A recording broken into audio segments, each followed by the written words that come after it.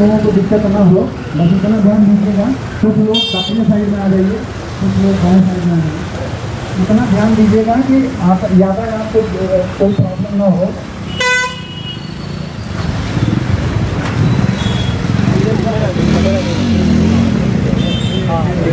मंदिर के ऊपर कौन है भाई?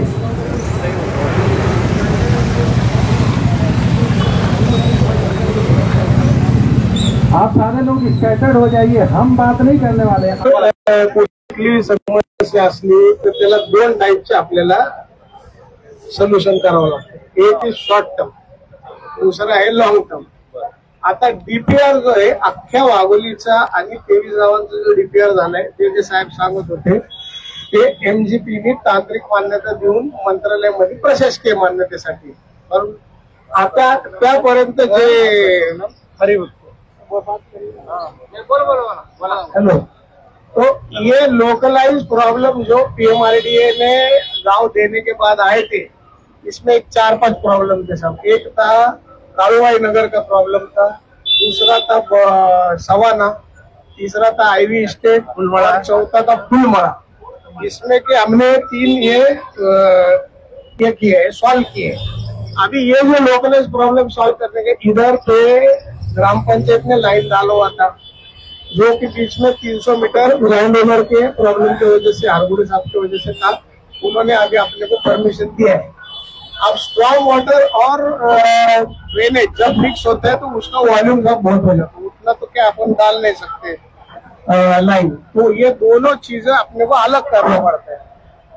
तो हमने अभी जो बनाया हुआ है कालेवरा से लेके गुलमोहर के गेट तक का ड्रेनेज लाइन का पूरा प्लान बने हुआ है, वो काम हम कर रहे हैं। वही प्लान ही तो है। डीपीआर जो है, डीपीआर डिटेल प्रोजेक्ट पूरे गाँव का है। इसका जो है हम जो आहे ना त्यांना आता यायचं पाहिजे ना,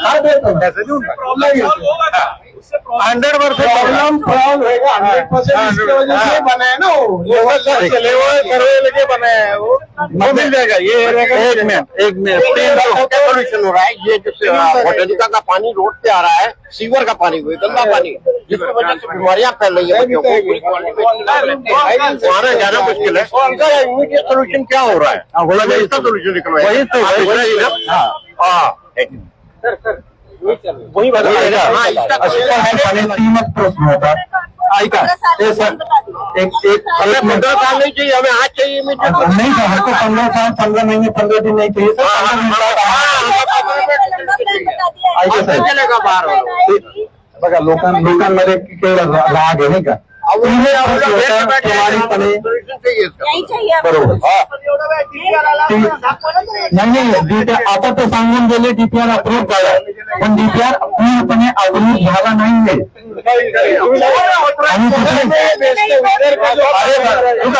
साहेब पढ़ू नका, ओय साहेब पढ़ू नका, वो कहाँ भाग रहे भाई? अरे डीपीआर के बाद बजट की भी बात करनी थी यार, टाइमलाइन की बात करनी थी। हमें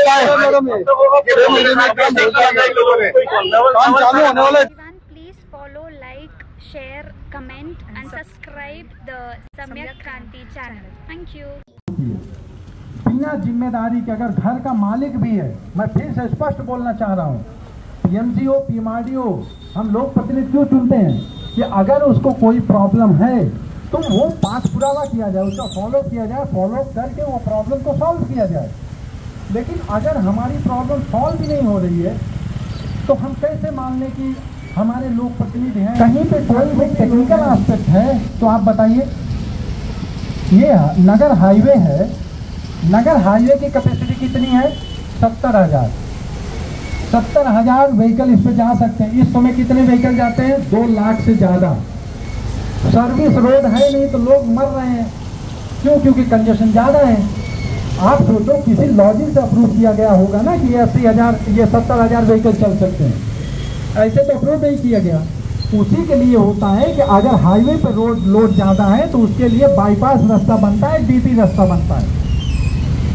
लेकिन वो डीपी रास्ता जो पिछले 2016 में अप्रूव हुआ है, 2016 में, ये पीछे जो नियो सिटी के पीछे से मांजरी होकर खरारी जाने वाला डीपी रोड, एक बाईपास रास्ता ये है, और दूसरा मैजेस्टिक सिटी से लोहगांव रोड, वाघेश्वर टेम्पल के पीछे से लोहगांव रोड, दो बाईपास रास्ते 2016 में अप्रूव हुए। एस्टीमेट कमेटी ने 212 करोड़ रुपए अप्रूव भी किया, लेकिन 212 करोड़ रुपए एस्टीमेट कमेटी के देने के बावजूद 9 साल होने के बावजूद कुछ नहीं हुआ, कुछ हुआ ही नहीं। ये दुर्दशा है यहाँ पर। ये तो बस आपकी जानकारी के लिए बता रहे हैं कि यहाँ पर इस तरीके की भयानक परिस्थिति है। जब हम लोग आंदोलन के तो एक और पॉइंट था कि केसरंद बस स्टॉप पे पूरा कीचड़ कीचड़ हुआ रहता था, पूरा कीचड़। अगर केसरंद रोड से आप अंदर आओगे तो 2 करोड़ की जमीन इधर जो कॉर्नर है, नहीं तो वीडियो मत बनाइए, 3.8 एकड़ की जमीन इस टाइम में और 2 एकड़ की जमीन सरकारी गायरान से कलेक्टर ने दिया था ग्राम पंचायत। 18 करोड़ रुपए अप्रूव हुआ। ये 2016-17 की बात कर रहा हूँ कि आपले घर से लेके बकोरी पाटा तक अत्याधुनिक पद्धति में BRT बनेगा, पुणे स्टेशन वाघोली का बस स्टॉप प्रॉपर बनेगा अत्याधुनिक पद्धति से, मतलब एकदम जो अपग्रेडेड टेक्नोलॉजी होगी। हमने इसको रिक्वेस्ट किया तो क्या किए, केसरंद बस स्थानक को केवल डांबरीकरण कर दिए, उधर डांबरीकरण नहीं, कंक्रीट। बस ये हो गया कि नहीं आंदोलन हो रहा है तो जल्दी जल्दी कम से कम है। मतलब इतनी बड़ी इमरजेंसी के केस में भी राइट टू लाइफ को सुप्रीम कोर्ट हेल्ड कर रहा है और हम लोग बड़ा अन्याय है। मैं तो जितने भी लोग हैं यहाँ पर, आप सबसे, अगर मीडिया के बंधु हैं या आप लोग सामाजिक सेवक हैं, जन सेवक हैं, दिखावे वाले नहीं, सही में, तो अगर संविधान आप नहीं मान रहे हो तो आप खुद तक तो कितनी करप्शन चल रहा होगा, किस लेवल पे करप्शन चल रहा होगा। अभी मैं बोल रहा था तो 1-2 जन मुझसे बोल रहे थे कि अमाउंट भी बता दो। अमाउंट बताने के लिए मैं फाइल दिखा सकता हूँ आप लोगों को, लेकिन आप खुद बिलीव करिए, अगर यहाँ पे जितने भी लोग हों, आप लोग नौकरी करते होंगे, 50,000, 1 लाख, 1.5 लाख, 40,000 आप कमाते होंगे। अगर आप ईमानदारी से कमाओगे तो साल भर में कितना कमा लोगे? चलो ओवर टाइम कर लोगे, कुछ इधर उधर की भी चीज़ें कर लोगे, 10-20 लाख, 50 लाख, 1 करोड़, 2 करोड़, 5 करोड़, इससे ज़्यादा तो साल में कमा नहीं सकते।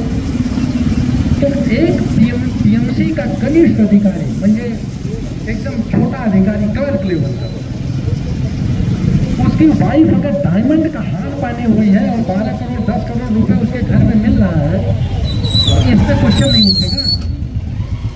आपने के बावजूद सोसाइटी वालों को नोटिस भेज रहे हो कि आप ड्रेनेज नहीं बनाए हो, तो फिर ड्रेनेज का टैक्स आप किस चीज़ का ले रहे हो? आपका काम है ना कि प्रॉपर ड्रेनेज सिस्टम बनाओ, सोसाइटी के जो भी आउटपुट है उसे कनेक्ट करो। तो वो आप नहीं करके अपनी गलती को दूसरे के ऊपर मार देते हो। और सोसाइटी के लोग कुछ ऐसे हैं, वो बोल देंगे उनका पानी इनके पास जा रहा है। अरे उनका पानी आसमान से लेकर आए थे। जब अप्रूवल हुआ, टाउन प्लानिंग दी गई, पूरा बनाया गया, तो उसमें ड्रेनेज, आप लोग सोसाइटी को ब्लेम करते हो, आप लोग लोगों को ब्लेम करोगे और आप खुद नहीं देखोगे कि आप खुद सबसे बड़ा अन्याय कर रहे हो, सबसे ज़्यादा भ्रष्टाचार आप कर रहे हो। तो यहाँ पर ये समझना है कि सोसाइटी के, किसी भी सोसाइटी के लोगों की कोई गलती नहीं है।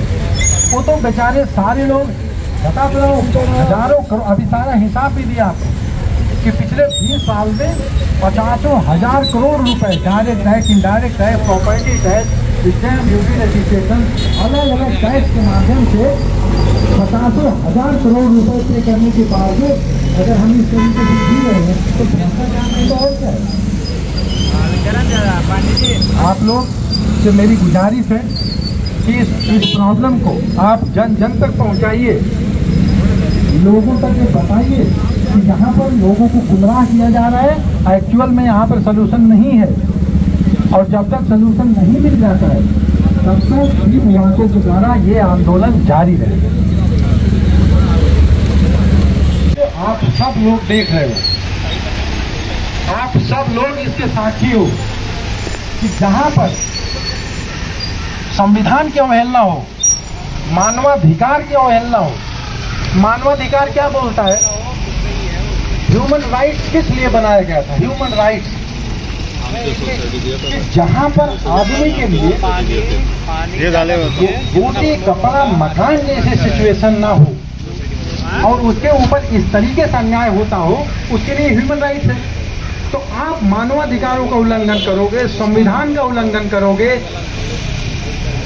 आप बड़े बड़े लोग, आप जब शपथ लेने जा रहे हो तो मैं फला भारत के संविधान की शपथ लेता हूँ। अरे सर, मंदिर भी कचरे में पड़ा हुआ, मंदिर में ड्रेनेज का पानी जा रहा है, कुछ तो इंसानियत है।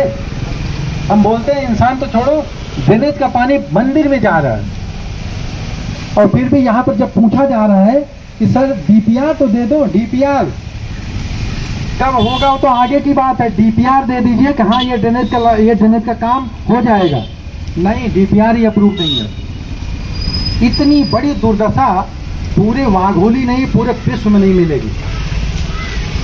और जब हम लोग बोलते हैं तो केवल इस चीज पे गुस्सा हो जाते हैं लोग कि नहीं आप किसी एक के विरोध में, हम किसी के विरोध में है ही नहीं है सर। हम तो अपनी बेसिक नीड मांग रहे हैं। आप सोच के हंसो कि आजादी के 78 साल बाद भी हम क्या मांग रहे हैं कि साहब हमको रोड दे दो, हमको ड्रेनेज दे दो। प्रधानमंत्री ग्राम सड़क योजना करके जो योजना है, आज आप लोग अलग अलग कोने कोपरे से आए हुए होंगे, वहाँ पे भी गांव में भी जहाँ पे इतनी बड़ी पॉपुलेशन नहीं भी है, वहाँ पे भी रोड बना हुआ है, प्रॉपर ड्रेनेज का सिस्टम है, कम से कम पानी नहीं लगता। इतनी बुरी हालत और कहीं पे है, आप लोग खुद इत्मीनान से समझिए। मैं आप लोगों को यहाँ पर बहुत ही रियलिटी के साथ बहुत सारी जानकारियाँ इसलिए दे रहा हूँ, कहीं पे नहीं है। लेकिन होता क्या है, इनको पता है, सामान्य लोग हैं, जॉब करने वाले हैं, आज संडे है, बहुत होगा, दिन भर बैठेंगे फिर चले जाएंगे। लेकिन उनको ये एहसास था कि 3 वाकों का आंदोलन नहीं, ये टूटेगा नहीं। एक चौथा हुआ है, आज 5वां चालू हुआ है 2 साल बाद। तो कहने का मेरा यही मतलब है कि हम वाघोली में जितने भी ड्रेनेज की प्रॉब्लम है, अगर हम उन सब चीज़ों की मांग करें तो भी कोई गलत नहीं है, क्योंकि हमने इतना हजारों करोड़ का टैक्स दिया है। लेकिन आज हम फिर भी आईवी स्टेट की बात कर रहे हैं कि सर सबसे बड़ी प्रॉब्लम यहाँ पर है, प्रायोरिटी पर इसको सॉल्व करिए। लेकिन हुआ क्या, आप लोग खुद देख चुके हैं, फिर से रिपीट करने की कोई जरूरत नहीं है। इसलिए मैं आप सबसे ये गुजारिश कर रहा हूं कि आप सबसे ये गुजारिश कर रहा हूं कि जब तक यहाँ पर कुछ उपाय योजना नहीं बन जाती है, हम लोगों के प्रैक्टिकल एस्पेक्ट को समझते हैं, उनकी कठिनाइयों को भी समझते हैं। सारे लोगों की भावनाएं एक जैसी होंगी, लेकिन कुछ मजबूरियां हैं जो लोग नहीं आ पाते हैं। लेकिन हम लोग यहाँ पर रहेंगे, अनवरत यहाँ पर बने रहेंगे। आप लोग ज़्यादा से ज़्यादा इस चीज़ को और लोगों तक पहुँचाइए, अपनी सोसाइटी में पहुँचाइए। जो भी सोशल मीडिया आप यूज करते हैं, सोशल मीडिया के माध्यम से भी ये जो निष्क्रियता है टीएमसी की, पीएमआरडीए की, जो जिम्मेदारी नहीं है, इसको आप लोगों तक पहुंचाइए, ताकि उनको भी हकीकत मालूम हो कि यहाँ पर केवल लोगों को गुमराह किया जा रहा है और उसके बदले में यहाँ पे कितनी लाशें तैयार होंगी अगले 2 महीने में, किसी को कोई अनुमान है? चलते हुए लोग गिर रहे हैं, रात में बारिश आ गई तो कितने वीडियोज यहाँ पे बने। अगर छोटा बच्चा गिर जाए तो शायद बह जाए, अगर पानी की बारिश हो तो बह जाए। पिछले 2-3 दिन से बारिश नहीं हुई है, आप लोग तब की ये हालत है। 2-3 दिन बारिश नहीं हुई है तब की ये हालत है। तो अगर आगे पूरा बारिश का सीजन है, अगर ये हालत रहेगी तो क्या होगा? अगर थोड़ा सा भी इंसानियत अगर जिंदा रही तो ये जो कमिश्नर है, असिस्टेंट कमिश्नर है, इन लोगों को इस पे अमल करना चाहिए। और इस पे उपाय योजना बनाने के लिए तो उपाय योजना आपके पास पूरी यंत्रणा है, करोड़ों करोड़ रुपए आपकी यंत्रणा पर लगाए गए हैं। पूरा लगाओ इसके भी यंत्रणा, बनाओ इसको तत्काल। क्या दिक्कत है? आप हमको बताओ दिक्कत क्या है। केवल लोगों को गुमराह मत करो, ये हमको स्पष्ट बताओ। जब हम पूछ रहे हैं, आपने बोला डीपीआर अप्रूव हो गया, हमने बोला डीपीआर दिखाओ, तो आप बोले डीपीआर अप्रूव नहीं हुआ है। तो या तो ये नियम मत करो, आप बताओ कि डीपीआर क्यों नहीं अप्रूव हो रहा है। सीधा सीधा बताओ ना हम लोगों को। लोगों को गुमराह किया जा रहा है, इसके अलावा कुछ नहीं। आप लोग यहाँ पर आके बस आ गए, यहाँ पे 2-4 पानी कर लिए, उनका काम हो गया। क्यों? क्योंकि पता लगा होगा कि यहाँ पे आंदोलन हो रहा है। केवल औपचारिकताएं हो रही हैं, लिटरली बता रहा हूँ, केवल फॉर्मेलिटीज। ऑन ग्राउंड कुछ भी चीज आप सुबह से आप लोग देख रहे हो, आप पूरे इवेंट को देखने के बाद खुद कंक्लूड करिए कि कुछ मीनिंग हुआ, कुछ फायदा मिला, कुछ फाइनल बातें हुई, कुछ अप्रूव्ड डॉक्यूमेंट आपको मिला, कुछ डीपीआर बजट अप्रूवल टाइमलाइन को लेकर कोई बातें हुई स्पष्ट तौर पर, गुमराह करने वाली बात नहीं, कि स्पष्ट तौर पर कुछ हमको बताया गया हो कि नहीं 4 महीने में हो रहा है, 2 महीने में हो रहा है या अगले 25 साल में हो रहा है। हम मानसिक तौर पे तो तैयार हो जाएं, लेकिन नरक यातना से तो हम बच जाएं। और एक चीज मेरी ये भी नहीं समझ आता, आप लोग भी इस पर विचार करिए, अगर इसका कोई सलूशन नहीं है रोड का, तो बंद कर दो परमानेंट ना, बंद कर दो कि यहां से रोड नहीं है, XYZ प्रॉब्लम है, यहां से नहीं होगा, खत्म करो, मैटर ही बंद करो। लोगों को बस गुमराह कर, इलेक्शन पे इलेक्शन, समय पे समय, सालों साल से यही दिक्कत। अच्छा, इनको ये भी लग रहा है ना कि ये बारिश की वजह से बहुत बढ़ गया। ऑफकोर्स बारिश की वजह से पानी ज्यादा आया है, लेकिन यहाँ पर बिना बारिश के भी प्रॉब्लम है। क्यों? क्योंकि ड्रेनेज ही नहीं है। आप जब स्मार्ट सिटी में ड्रेनेज की बात करते हैं, तो स्मार्ट सिटी में ड्रेनेज कैसे होता है? समझो आप आपले घर से लेके और इधर कॉर्नर तक एक मेन पाइपलाइन डालते हो, फिर मेन पाइपलाइन में सारे टी कनेक्ट करते हो। सारे टी का मतलब जो भी प्रोजेक्ट अप्रूव हुआ है वहां से पाइपलाइन जाएगी। सिंपल सा यही होता है ड्रेनेज का। अब जब मेन पाइपलाइन है ही नहीं, तो आप यहाँ का पानी वहां छोड़ रहे हो, वहां का पानी वहां छोड़ रहे हो।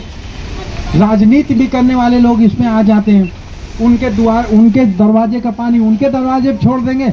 आप खुद सोचो, परमानेंट सोल्यूशन हो ही कैसे सकता है?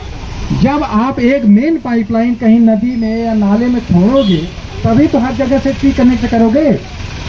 जब मेन ड्रेनेज लाइन ही नहीं है, तो आप कैसे संभव होगा? ये चीज जब आयुक्त के सामने हमने अपने आंदोलन के बाद रखा था, तो उन्होंने समझा था वो चीज।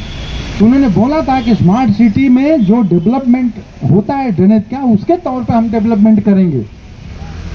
लेकिन 2 साल पीएमसी के जाने के बाद हम लोग आंदोलन कर रहे हैं, 2 साल उसके बाद भी हो गया, लेकिन देखिए ड्रेनेज बढ़ता ही चला जा रहा है।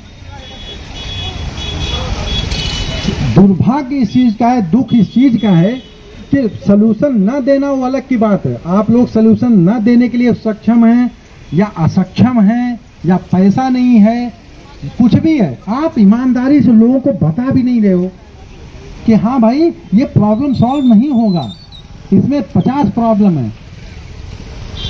लेकिन मैं जिम्मेदारी के साथ एक बार फिर रिपीट कर रहा हूं कि अगर कोई भी आयुक्त हो, कोई भी लोक प्रतिनिधि हो, अगर उसको इतनी नॉलेज नहीं है, इतनी अंडरस्टैंडिंग नहीं है, इतना संविधान नहीं पढ़ा हुआ है, इतना कायदा कानून नहीं पढ़ा हुआ है, तो उसको इतनी बड़ी प्रॉब्लम को अगर सॉल्यूशन नहीं देने आ रहा है, तो मैं गारंटी के साथ बोल रहा हूं, न वो लोक प्रतिनिधि होने लायक है और न वो आयुक्त होने लायक है।